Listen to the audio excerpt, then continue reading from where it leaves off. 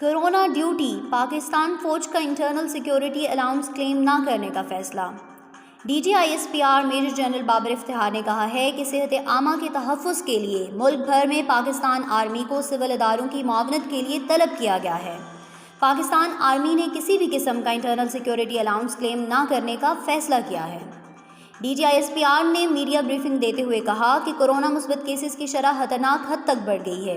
23 अप्रैल को 157 अफराद को कोरोना की वजह से अपनी ज़िंदगी से महरूम होना पड़ा।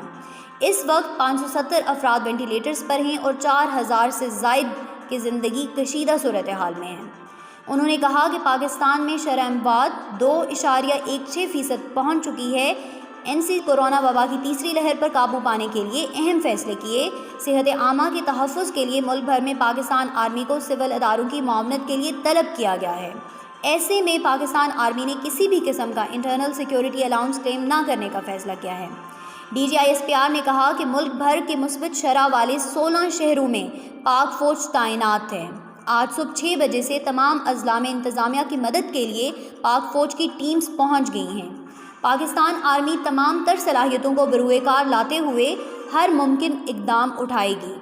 कानून पर अमल दरामद बुनियादी ज़िम्मेदारी सिविल अदारों की है, लेकिन क़याम अमन के लिए पाकिस्तान फ़ौज सिविल अदारों की भरपूर मदद करेगी।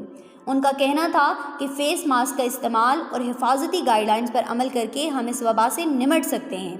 एहसास ज़िम्मेदारी की वजह से हमें इस वबा ने दूसरे ममालिक बनिस्बत ज़्यादा नुकसानात से बचाया है। उम्मीद है कि अवाम दोबारा एहसास ज़िम्मेदारी का मुज़ाहरा करते हुए अपना किरदार भी अदा करेंगे।